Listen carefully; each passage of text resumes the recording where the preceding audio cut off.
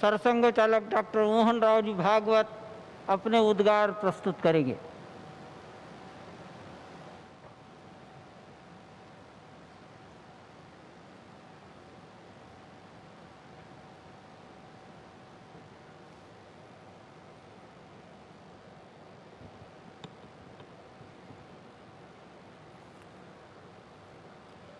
श्रद्धेय नृत्य गोपाल दास जी महाराज जी सहित उपस्थित सभी श्रद्धेय संतचरण, भारत के आदरणीय और जनप्रिय प्रधानमंत्री जी, उत्तर प्रदेश की माननीय राज्यपाल महोदया, उत्तर प्रदेश के माननीय मुख्यमंत्री जी, सभी नागरिक सज्जन, माता भगिनी, आनंद का क्षण है। बहुत प्रकार से आनंद है। एक संकल्प लिया था और मुझे स्मरण है कि तब के हमारे संघ के सरसंघ चालक बाला साहब देवरस जी ने ये बात हमको कदम आगे बढ़ाने के पहले याद दिलाई थी कि बहुत लग के 20-30 साल काम करना पड़ेगा, तब कभी ये काम होगा। और 20-30 साल हमने किया। 30वें साल के प्रारंभ में हमको संकल्प पूर्ति का आनंद मिल रहा है। प्रयास किए हैं जी जान से, अनेक लोगों ने बलिदान दिए हैं। अरे नहीं आए, वो सूक्ष्म रूप में आज यहां उपस्थित है, प्रत्यक्ष उपस्थित हो नहीं सकते। ऐसे भी है जो है लेकिन यहां आ नहीं सकते। रथ यात्रा का नेतृत्व करने वाले अडवाणी जी आज अपने घर में बैठकर इस कार्यक्रम को देख रहे होंगे। कितने ही लोग हैं कि जो आ भी सकते हैं लेकिन बुलाए नहीं जा सकते, परिस्थिति ऐसी है। लेकिन वो भी अपनी अपनी जगह, पूरे देश में देख रहा हूं आनंद की लहर है। सदियों की आस पूरी होने की आनंद है। लेकिन सबसे बड़ा आनंद है भारत को आत्मनिर्भर बनाने के लिए जिस आत्मविश्वास की आवश्यकता थी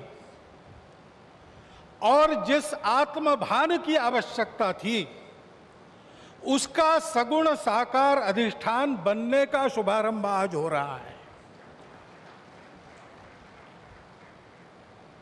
वो अधिष्ठान है आध्यात्मिक दृष्टि का। सिया राममय सब जग जानी। सारे जगत में अपने को और अपने में सारे जगत को देखने की भारत की दृष्टि, जिसके कारण उसके प्रत्येक व्यक्ति का व्यवहार आज भी विश्व में सबसे अधिक सज्जनता का व्यवहार होता है और उस देश का सामूहिक व्यवहार सबके साथ वसुधैव कुटुंबकम का होता है। ऐसा स्वभाव और ऐसी अपने कर्तव्य का निर्वाह व्यावहारिक जगत की माया के दुविधा में से रास्ते निकालते हुए जितना हो सके सबको साथ लेकर आगे चलने का जो विधि एक बनती है, उसका अधिष्ठान आज यहां पर बन रहा है। परम वैभव संपन्न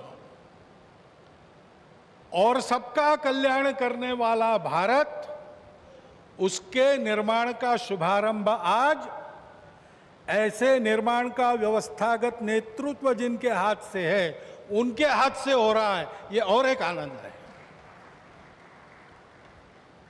और इसलिए उन सब का स्मरण होता है। लगता है अशोक जी यहां रहते तो कितना अच्छा होता, महंत परमहंस रामचंद्र दास जी अगर आज हो सकते तो कितना। लेकिन जो इच्छा उसकी है वैसे होता है। लेकिन मेरा विश्वास है कि जो है वो मन से और जो नहीं है वो सूक्ष्म रूप से आज यहां उस आनंद को उठा रहे हैं, उस आनंद को शतगुणित भी कर रहे हैं। लेकिन इस आनंद में एक स्फुरण है, एक उत्साह है। हम कर सकते हैं, हमको करना है, वही करना है। एतद्देश प्रसूतस्य सकाशादग्र जन्मनात् स्वम स्वम चरित्रम शिक्षेरन पृथिव्याम सर्वमानव। जीवन जीने की शिक्षा देनी है। अभी ये कोरोना का दौर चल रहा है, सारा विश्व अंतर्मुख हो गया है, विचार कर रहा है कहाँ गलती हुई, कैसे रास्ता निकले। दो रास्तों को देख लिया, तीसरा रास्ता कोई है क्या? है, हमारे पास है, हम दे सकते हैं, देने का काम हमको करना है। उसकी तैयारी करने के संकल्प का भी आज दिवस है। उसके लिए आवश्यक तो पुरुषार्थ हमने किया है। प्रभु श्री राम के चरित्र से आज तक देखेंगे तो सारा पुरुषार्थ, पराक्रम, वीरवृत्ति हमारे रग रग में है। उसको हमने खोया नहीं है, वो हमारे पास है। हम शुरू करें, हो जाएगा। इस प्रकार का विश्वास, इस प्रकार का स्फुरण, प्रेरणा आज हमको इस दिन से मिलती है, सारे भारतवासियों को मिलती है। कोई भी अपवाद नहीं, क्योंकि सब राम के हैं और सब में राम। और इसलिए यहां अब मंदिर बनेगा, भव्य मंदिर बनेगा। सारी प्रक्रिया शुरू हो गई, दायित्व तो बांटे गए हैं, जिनका जो काम है वो करेंगे।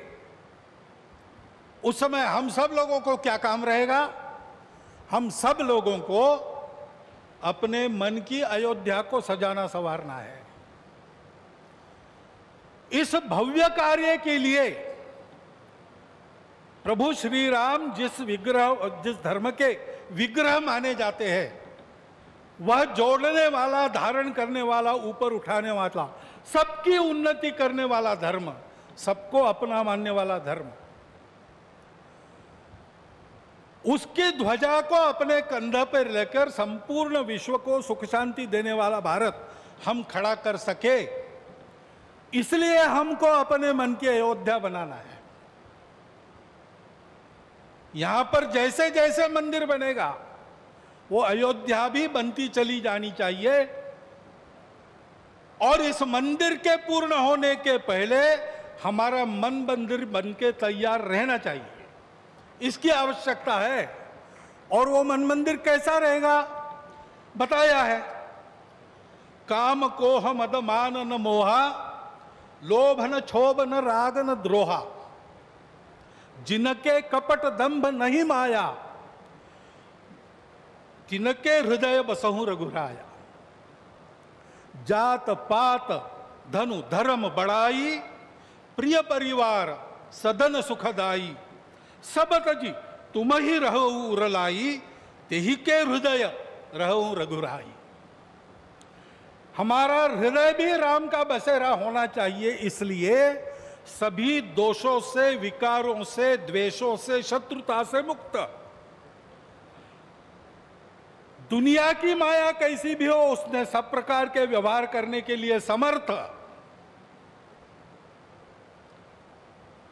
और हृदय से सब प्रकार के भेदों को तिलांजलि देकर केवल अपने देशवासी ही क्या, संपूर्ण जगत को अपनाने की क्षमता रखने वाला इस देश का व्यक्ति और इस देश का समाज, ये गढ़ने का काम है।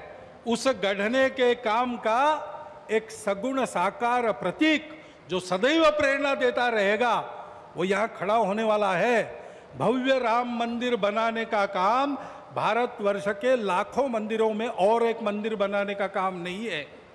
उन सारे मंदिरों में मूर्तियों का जो आशय है, उस आशय का पुनर्प्रकटीकरण और उसका पुनर्स्थापन करने का शुभारंभ आज यहाँ बहुत ही समर्थ हाथों से हुआ है। इस मंगल अवसर पर इस सब आनंद में मैं आप सबका अभिनंदन करता हूं।